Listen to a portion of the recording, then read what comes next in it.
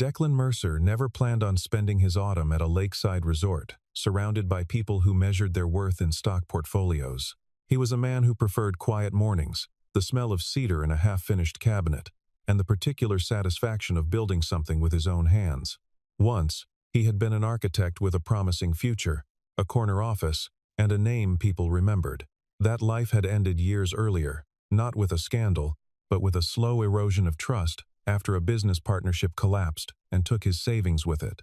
Since then, he had rebuilt himself quietly, working as a freelance interior designer, taking small commissions that let him control his own hours and avoid the kind of rooms filled with people pretending to like each other. He had been hired that week to consult on a renovation project for a resort along Aspen Ridge, a lake town where the leaves were just beginning to turn gold, and the wind carried the scent of pine and wood smoke. He liked the job because it asked nothing of him except good taste and honest labor. Two things he still trusted himself to have. On the second afternoon of his visit, while walking along the wooden path that curved around the lake, Declan noticed a commotion near the terrace of the main lodge. A woman was standing near a table set for two, her posture stiff, her jaw tight in the particular way of someone trying not to make a scene in public. Beside her stood a heavy-set man in an expensive suit, speaking in the low, insistent tone of someone used to getting his way. Declan slowed his steps without meaning to eavesdrop, but something about the woman's discomfort held his attention. She was not asking for help. Not exactly. But her eyes moved toward the crowd around her like someone searching for an exit that did not yet exist. The man kept saying her father's name, kept mentioning obligations and family expectations, kept using the words "we agreed," as if consent were something that could be assumed rather than given. Declan had grown up watching his own mother endure conversations like that, and something in him refused to keep walking. He was still deciding whether to intervene when the woman turned, crossed the terrace with quick, deliberate steps, and stopped directly in front of him. Up close, she was strikingly composed despite the tension in her shoulders, her dark hair pulled back, her coat too well tailored for someone simply visiting a lake town for the weekend. She looked at him the way a person looks at a stranger they have decided, in an instant, to trust. Then she asked a question that made him laugh out loud, assuming it was some kind of joke meant to diffuse an awkward moment. Could he pretend to be her boyfriend for 2 days? He said something about needing more context before agreeing to impersonate anyone, but she did not smile. She reached into her bag, produced a folded document, and set it on the railing beside him, as though this sort of request were an ordinary Tuesday for her. The number on the page was $10,000, offered for 2 days of simply standing beside her, speaking politely to strangers, and allowing everyone at the resort to believe they were a couple. Declan pushed the paper back toward her, telling her he did not take money to lie to people, even kindly. She raised the offer to $15,000, her voice steady, her expression unreadable. And for a moment, he wondered if she was testing how far his principles would bend under pressure. He almost walked away then, unwilling to be bought regardless of the number. But something in her next sentence stopped him cold. She told him she did not need an actor. She did not need someone who could perform charm on command. She simply needed a person who was kind, because she had forgotten, in recent years, what that felt like. It was not the money that convinced him. It was the quiet exhaustion behind her request, the sense that she was not asking for a performance, but for a temporary shelter from something exhausting. He agreed, on the condition that she tell him what exactly he was protecting her from. Before she could answer, a long black car pulled along the gravel drive below the terrace, gleaming under the afternoon sun in a way that had no business belonging to an ordinary weekend guest. Declan glanced at it, then back at the woman, who had already begun walking toward the steps, as though the vehicle's arrival settled the matter without discussion. He followed her, telling himself this was simply an unusual job, nothing more, the kind of story he might tell someone years from now, as an odd footnote in his life. But some instinct, sharpened by years of watching people's masks slip in ordinary conversation, told him this arrangement was going to be far stranger than a rented car and a fabricated relationship. He did not yet know her name. He did not yet know how many lives orbited around her. simply waking up each morning. All he knew was that the woman walking ahead of him carried herself like someone accustomed to being watched, and not entirely comfortable with it. Her name was Vivian Ashcroft, though she did not offer it right away. As they settled into the car, she laid out her conditions in the brisk, efficient tone of someone accustomed to giving instructions rather than requests. He was not to ask about her work. He was not to search her name online, though she did not explain why that mattered. He was not to mention, to anyone, that money had changed hands between them. Declan agreed to all of it, mostly out of curiosity now rather than the fee itself, though the fee certainly did not hurt given the state of his rent that month. As the car wound along the lake road toward the resort's private wing, Vivian stared out the window, with the stillness of someone bracing for an ordeal, rather than anticipating a pleasant weekend. And Declan found himself wondering what kind of life required a stranger's protection just to get through 2 days among other human beings. The resort's private wing was a different world entirely from the public lodge, all glass and cedar beams overlooking the water, staffed by people who greeted Vivian with a deference that bordered on reverence. Heads turned as she walked through the lobby. Conversations paused mid-sentence. A concierge nearly dropped a stack of folders, simply adjusting his posture to greet her properly. Declan noticed all of it, filing away each reaction as evidence that this woman was known here in ways she had not explained. When she reached the front desk and introduced him, simply and without elaboration, as her boyfriend, the shift in the room was immediate and strange, as though a switch had been flipped somewhere behind every set of eyes watching them. People who had been whispering about her a moment earlier suddenly smiled at him with unearned warmth, and Declan understood, for the first time, that whatever Vivian was hiding carried enormous weight in rooms like this one. That evening, at a cocktail reception in the lodge's East Hall, a man approached them with the confident stride of someone who owned the room simply by entering it. He introduced himself as Miles Donovan, an investment director who clearly knew Vivian well, and his eyes assessed Declan the way an appraiser assesses a piece of furniture he suspects is a forgery. Miles made a joke about Vivian finally bringing home someone unconventional, his tone light but his gaze sharp, and Declan sensed immediately that this man did not believe their relationship for a single second. Miles asked what Declan did for a living, and when Declan answered honestly, interior design, freelance, nothing corporate, Miles's smile thinned into something colder. He excused himself soon after, but not before promising, in the friendliest voice imaginable, that he looked forward to getting to know Declan better over the weekend. Vivian's jaw tightened the moment he walked away, and she said nothing, though her silence spoke volumes. Later that night, Vivian's assistant, a sharp, watchful woman named Sophia Ellis, found a private moment to speak with her employer near the terrace doors. She kept her voice low, glancing occasionally toward Declan, who stood a polite distance away pretending to admire the view of the lake under moonlight. Sophia asked, with genuine disbelief in her voice, whether the man truly had no idea who Vivian was. No idea about the company, the headlines, the fortune attached to her name. Vivian's answer was simple, delivered without hesitation, and it settled something uneasy in Sophia's expression. That, Vivian said, was precisely why she had chosen him. Sophia studied her employer for a long moment, as though trying to decide whether this was wisdom or recklessness, then nodded once and let the matter drop, though her eyes drifted toward Declan one more time before she walked away. The following morning began with a hike along the ridge trail overlooking the lake, a group activity organized for the resort's guests, most of whom were investors and executives eager to network beneath the pretense of exercise. Declan moved through the terrain with an ease that surprised Vivian, pointing out which slopes had been reinforced with retaining walls and which needed better drainage before the next heavy rain, old habits from his architecture, years surfacing without effort.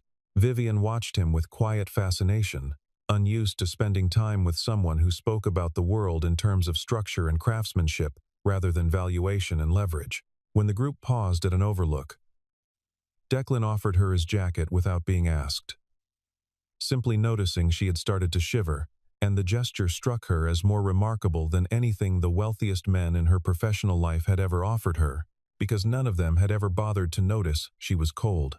At one point along the trail, a younger executive stumbled slightly on a loose stretch of gravel, and while most of the group simply continued walking, assuming someone else would help, Declan was already there, steadying the man's arm before he could fall and asking, with genuine concern, whether his ankle needed looking at. It was such a small gesture, over almost as soon as it began.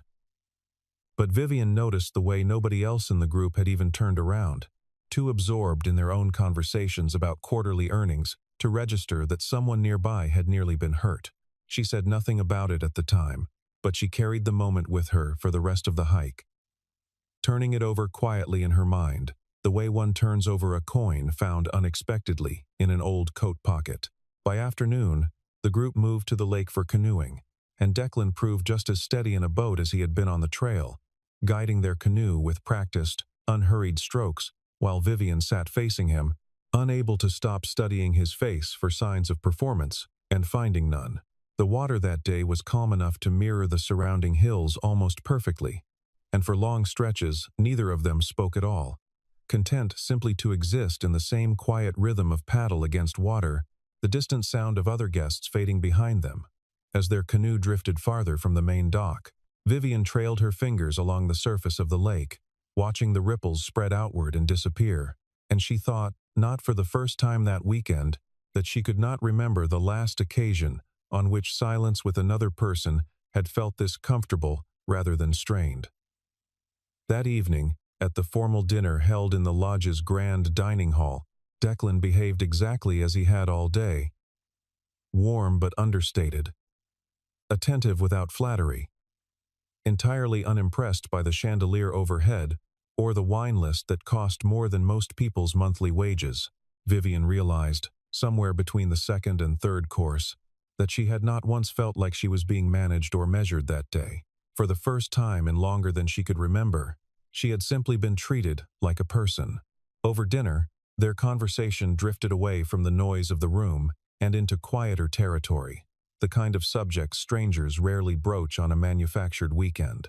Declan told her, without dramatics, about the collapse of his architecture firm years earlier, how a partner's fraud had wiped out everything he built and left him starting over in his late 30s with nothing but his reputation in tatters. Vivian listened closely, recognizing something familiar in the shape of his loss, though she said nothing yet about her own losses. She asked what had kept him from giving up entirely. And he answered simply that he had learned, the hard way, that rebuilding something honest was always more satisfying than maintaining something built on lies. Vivian went quiet after that, turning her wine glass slowly in her fingers.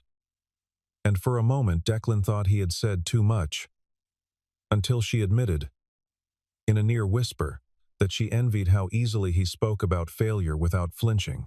Later, as the dinner wound down and guests drifted toward the terrace for coffee, Vivian found herself watching Declan from across the room, while he spoke easily with an elderly couple who owned a small vineyard 2 hours south of the lake, asking them genuine questions about soil and rainfall, rather than the polite, distracted, nodding she was used to seeing from men who only wanted her attention on themselves.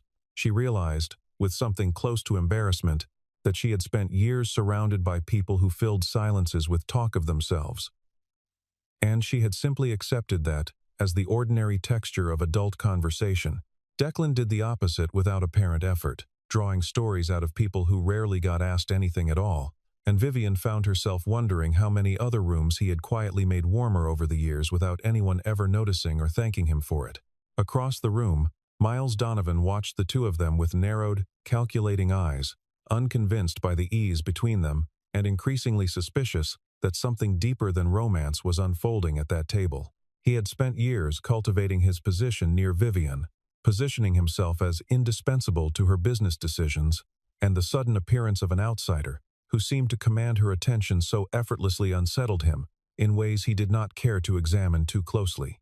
He told himself this Declan Mercer was simply another opportunist, circling a wealthy woman, hoping to secure himself a comfortable future through charm alone. And that suspicion, however unfounded, hardened into a plan by the time dessert was served. Miles decided, quietly and without informing anyone, that he would learn exactly who this man was and precisely what he wanted from Vivian Ashcroft. The next morning brought clear skies and an unusually warm wind off the lake, but the pleasant weather did little to soften the storm quietly gathering beneath the surface of the weekend. Miles Donovan had spent the previous night making calls to contacts who specialized in exactly this kind of discreet inquiry, men who could produce a full accounting of a person's finances, employment history, and reputation within a matter of hours. By breakfast, he had his answer, delivered to his phone in a clean, unembellished report that told him precisely what he expected to find. Declan Mercer owned no significant assets. He carried modest debt from a failed business years earlier. He held no real estate, no substantial savings, no family wealth waiting quietly in some trust fund. Miles read the report twice, savoring the confirmation of his own suspicions, convinced now more than ever that Declan was exactly the kind of opportunist he had assumed him to be from the very first handshake. He allowed himself a moment of quiet satisfaction as he closed the report on his phone, remembering the many years he had spent positioning himself as the one indispensable advisor, standing beside Vivian at every major decision her company had made since her father's passing.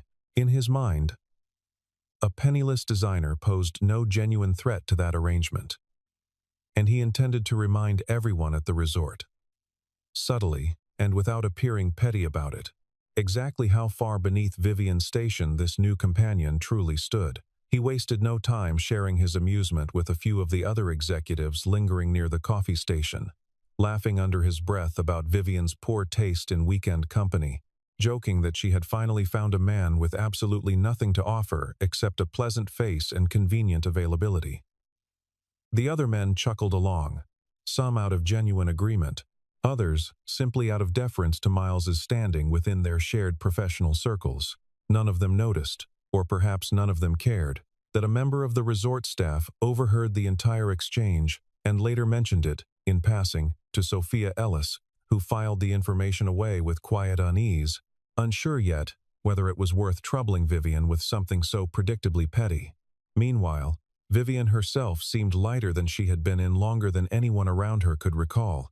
She laughed more easily during the midday sailing excursion, teasing Declan about his stubborn insistence on adjusting the boat's rigging himself rather than letting the crew handle it, and for the first time in years, the laughter reaching her eyes matched the laughter leaving her mouth. She noticed, with something bordering on disbelief, that Declan had not once asked about her income, her holdings, her family's business empire, or any of the usual currency that defined every other relationship in her adult life. He asked instead what she used to want to be as a child, whether she still played the piano she mentioned once in passing, whether she missed simpler mornings before her calendar filled with meetings that started before sunrise. Nobody had asked her those questions in years, and she found herself answering honestly, surprised at how easily the truth came when nobody was measuring her worth by it. That evening, disaster arrived in the most mundane way imaginable. A young server, new to the resort and unfamiliar with the discretion expected around certain guests, approached their table during dinner to confirm a reservation detail and addressed Vivian by a title that should never have left his lips in Declan's presence. He called her Madam CEO, quickly, casually, the way one might address any executive guest without a second thought, then moved on to the next task entirely unaware of what he had just done. Declan set down his fork slowly, the words settling into the space between them like a stone dropped into still water. Vivian froze, her expression cracking for just a moment before she composed herself. But it was already too late. Declan had heard it clearly, and he was no longer looking at her the way he had all weekend. He was looking at her the way a man looks at someone who has just become, in an instant, an entirely different person than he thought he knew. He did not raise his voice, and he did not make a scene in front of the other guests, but the quiet, measured way he asked her to explain herself carried more weight than shouting ever could have.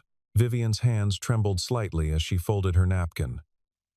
Buying herself a few seconds, she did not truly need, because the truth had already escaped, and there was no version of the conversation left where she could soften it.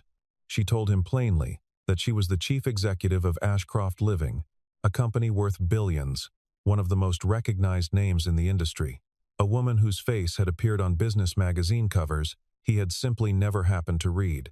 She told him about the fortune, the board of directors, the empire her father had built, and she had since expanded far beyond his original vision. Declan listened without interrupting, his expression unreadable. And when she finished, he sat in silence for a long moment before reaching into his jacket. He pulled out the folded check she had given him days earlier, the one representing $15,000 he had never actually cashed, and set it gently on the table between them. He told her, in a voice quieter than she had ever heard from him, that whatever arrangement they had made was over, effective immediately, because he had not signed up to fall for a lie built on layers he never agreed to. Vivian felt something close to panic rise in her chest, an unfamiliar sensation for a woman who prided herself on controlling every room she entered, and she reached for words that might convince him to stay. But nothing came fast enough. Declan stood, thanked her politely for the weekend, as though closing out a routine business transaction, and walked toward the lobby to arrange his departure, leaving her sitting alone at a table meant for two people who, until moments ago, had almost convinced themselves they were something real. By the time Declan reached the front steps of the lodge with his single travel bag slung over one shoulder, the autumn evening had turned cold enough to sting, though the chill in his chest had little to do with the weather. He had made peace, or thought he had, with the idea of walking away from an arrangement that had grown far too complicated for the modest life he had built for himself. He was halfway to the parking area when an older man in a weathered flannel jacket intercepted him, introducing himself simply as Harold Bennett, the owner of the resort and, as it turned out, an old friend of Vivian's late father. Harold did not ask Declan to stay out of politeness or obligation, but rather out of a conviction that seemed to come from somewhere deep and personal, the kind of urgency that belongs only to people who have watched someone they care about suffer quietly for years. Harold spoke plainly, without embellishment, about the string of men who had passed through Vivian's life since her father's death, men who had claimed to love her while quietly angling for a seat on her board or a stake in her company's future.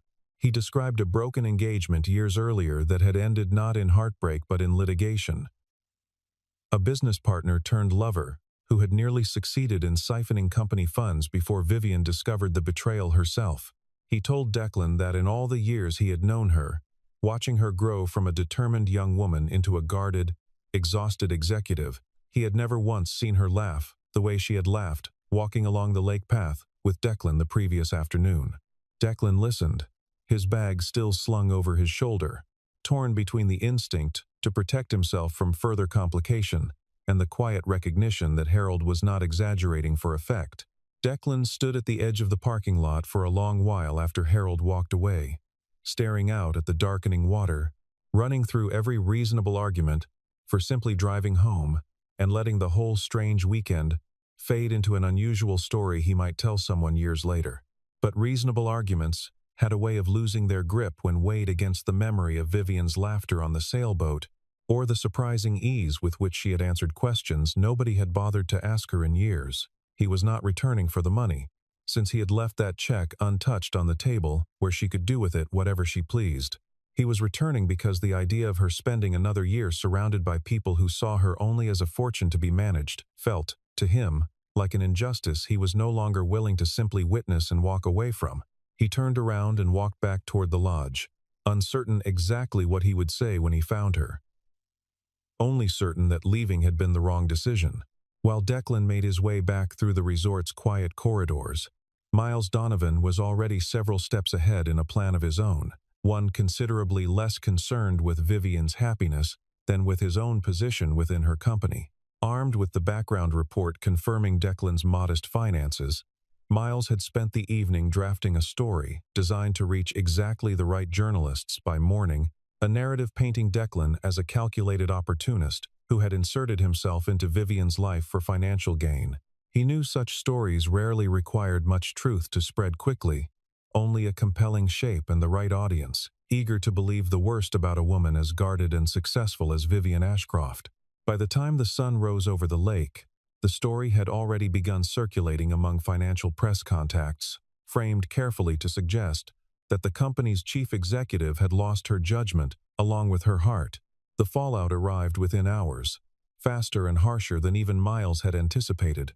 as headlines speculating about Vivian's judgment and her company's stability spread across business news outlets with uncomfortable speed.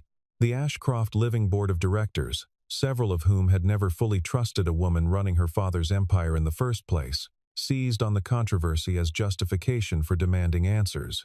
An emergency call was arranged for the following afternoon, and word reached Vivian by mid-morning that certain board members intended to use the meeting to pressure her, formally and unmistakably, into severing all ties with Declan Mercer before the scandal could further damage the company's public standing.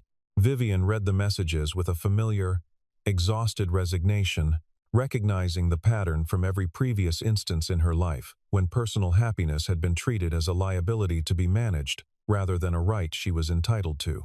Declan learned of the unfolding crisis not from Vivian directly, but from the anxious murmur of resort staff discussing the headlines over their morning shifts, and he found her soon after in the small private garden behind the East Wing, staring at her phone with an expression of controlled devastation.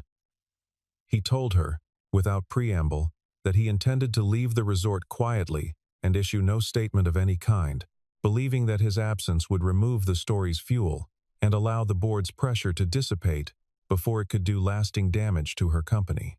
Vivian looked up at him with something fierce flashing behind her eyes, and before he could say another word, she crossed the small distance between them and took his hand in hers, holding it with a grip that surprised them both.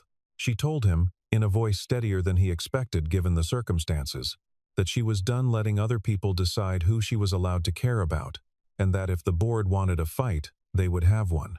Despite her resolve, the board convened as scheduled the following morning, and Miles Donovan arrived early, visibly satisfied, prepared to press his advantage, while several directors murmured quietly among themselves about the wisdom of removing Vivian from her position entirely. He had spent the previous evening quietly courting support from board members sympathetic to his narrative, framing the situation not merely as a personal embarrassment, but as evidence that Vivian's judgment could no longer be trusted with decisions worth billions of dollars. As the meeting opened, Miles rose first, delivering a carefully rehearsed statement about protecting shareholder value and restoring public confidence, subtly suggesting that a vote to remove Vivian from her position might be the board's only responsible course of action. Several directors nodded along, and for a moment, the room's momentum seemed to be tilting exactly where Miles intended it to go, leaving Vivian seated at the head of the table, with a calm exterior masking the storm building underneath it. While the boardroom drama unfolded, Declan had spent the previous 2 days quietly working through documents he had convinced Sophia Ellis to share with him, drawing on years of experience reading complex construction contracts and legal agreements from his architecture days. Buried within the fine print of several recent acquisition deals that Miles had personally overseen, Declan discovered a pattern of irregularities, transfers of company shares, routed through intermediary entities that traced back, eventually, to accounts connected to Miles himself. It took him hours of careful, methodical reading, cross-referencing dates and signatures, before the full shape of the scheme became unmistakably clear. Miles had spent nearly 2 years quietly siphoning ownership stakes away from the company through manipulated agreements, positioning himself to seize greater control, the moment Vivian's leadership grew vulnerable enough for the board to consider a change at the top. Declan brought his findings to Sophia first, watching her expression shift from disbelief to quiet fury as she reviewed the documents laid out across the small table in her office. Together, they organized the evidence into a clear, undeniable narrative, timestamps and signatures that could not be explained away as coincidence or oversight, and Sophia arranged, through a contact still loyal to Vivian's late father, to have the material delivered directly into the emergency board meeting before any vote could be finalized. Declan insisted on staying out of the public eye entirely, preferring to let the evidence speak for itself rather than turning the moment into a spectacle centered on his own presence, a decision that told Vivian more about his character than any grand romantic gesture ever could have. The materials reached the boardroom just as Miles was building toward his closing argument, and the shift in the room's atmosphere was immediate and unmistakable.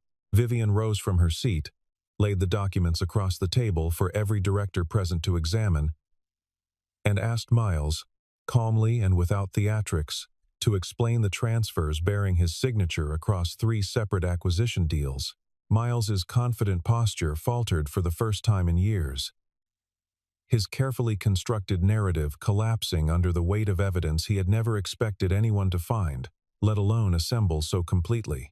Directors who moments earlier had been prepared to vote against Vivian now exchanged uneasy glances, recalculating their loyalties as the true architect of the company's recent instability revealed himself in real time. Within the hour, the board's mood had reversed entirely, transforming from suspicion of Vivian into unified outrage, directed squarely at Miles Donovan, whose position within the company evaporated before the meeting had even formally adjourned.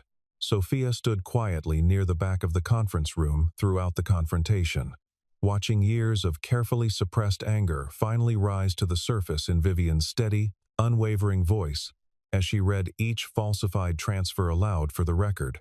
She thought of every late night she had spent, reassuring Vivian that her instincts about people were not broken, merely tired, and she felt a fierce, protective pride, watching her employer dismantle a betrayal that had been hiding in plain sight for 2 years. When the vote finally came to remove Miles from his position entirely, it passed unanimously, without a single abstention, and even the directors who had arrived that morning prepared to question Vivian's judgment now found themselves questioning how they had ever trusted Miles Donovan's version of events at all. News of Miles's downfall spread through the company almost as quickly as the original scandal had, though this time the story carried none of the manufactured drama that had fueled the earlier headlines, only the quiet satisfaction of a truth finally surfacing after being buried for years. Vivian retained her position as chief executive without a single dissenting vote once the full picture became clear, and the same board members who had questioned her judgment days earlier now offered careful, awkward apologies for how quickly they had turned against her. She accepted their words graciously, though privately she found herself thinking less about vindication and more about the quiet, unassuming man who had spent 2 sleepless nights combing through legal documents simply because he refused to watch her lose something she had built with her own hands. When the meeting finally ended, Vivian found Declan waiting outside the glass doors of the conference room, standing exactly where Sophia had told her he would be, deliberately avoiding the cameras that had already begun gathering outside the building to capture whatever story emerged from the day's events. Several board members attempted to thank him personally, offering vague gestures toward consulting positions or advisory roles within the company, opportunities that would have secured him a comfortable future within Ashcroft Living's considerable orbit. Declan declined each offer politely but firmly, explaining simply that he had not done any of it for reward or recognition, only because it had been the right thing to do for someone who deserved better than what she had been given. Vivian watched him decline what most people would have considered a life-changing opportunity without a moment's hesitation, and something in her chest settled into a certainty she had not allowed herself to feel in years. She asked him, quietly, if he would walk with her along the lake path once the crowd outside had thinned enough to allow them a moment of peace. And he agreed without hesitation, grateful for an excuse to leave the noise and scrutiny of the boardroom behind them entirely. They walked in comfortable silence at first, the autumn evening settling gold and orange across the water. The events of the past several days finally beginning to loosen their grip on both of their shoulders. Vivian broke the silence eventually, telling him she had spent her entire adult life assuming that anyone who stayed close to her wanted something from her. Some piece of her company, her fortune, her name, and that assumption had calcified into a loneliness she had stopped even noticing until this particular weekend forced her to feel its absence. Declan listened without interrupting, letting her find her own way through the words she had clearly been carrying since the moment the truth first came out between them. Vivian admitted, her voice softer than he had heard it all weekend, that when she first approached him on the terrace days earlier, she had wanted nothing more than a convincing performance, someone competent enough to fool a room full of investors for 2 days before disappearing quietly back into his own life. She had not expected, and certainly had not planned for, the possibility that a stranger hired to pretend might end up being the first person in years to see her clearly without any agenda attached to the seeing. Declan took her hand as they walked, the gesture easy now, unforced. Nothing like the careful performance either of them had staged for strangers days earlier at the resort's opening reception. He told her, honestly, that his own feelings had shifted somewhere between watching her thank an overwhelmed server with genuine warmth and hearing her laugh, unguarded, at his terrible joke about the resort's overpriced coffee. They reached a bend in the path where the lake curved out toward a small wooden dock, the evening light spilling gold across the water in a way that felt almost too perfect for the moment unfolding between them, though neither of them minded the coincidence. Vivian stopped walking, turned to face him fully, and asked the question that had been building in her chest since the boardroom doors closed behind them that afternoon, wondering aloud whether he might consider staying, not as an arrangement bound by contracts or fabricated titles, but simply as someone choosing to be with her because he wanted to, without any conditions attached. Declan reached into his jacket pocket and withdrew the same folded check she had once handed him on the terrace, the $15,000 neither of them had ever cashed, and placed it gently into her palm instead of his own pocket. He told her, plainly, that he did not want to be paid to stand beside her, because being chosen freely meant infinitely more to him than being compensated for his presence ever could.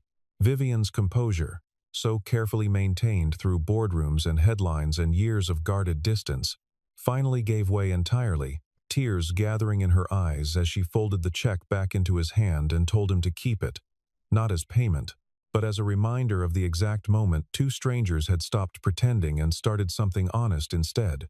Declan pulled her gently into an embrace, the lake breeze carrying the scent of autumn leaves and distant wood smoke around them, and for the first time since either of them could clearly remember, neither one felt the need to perform anything for anyone watching.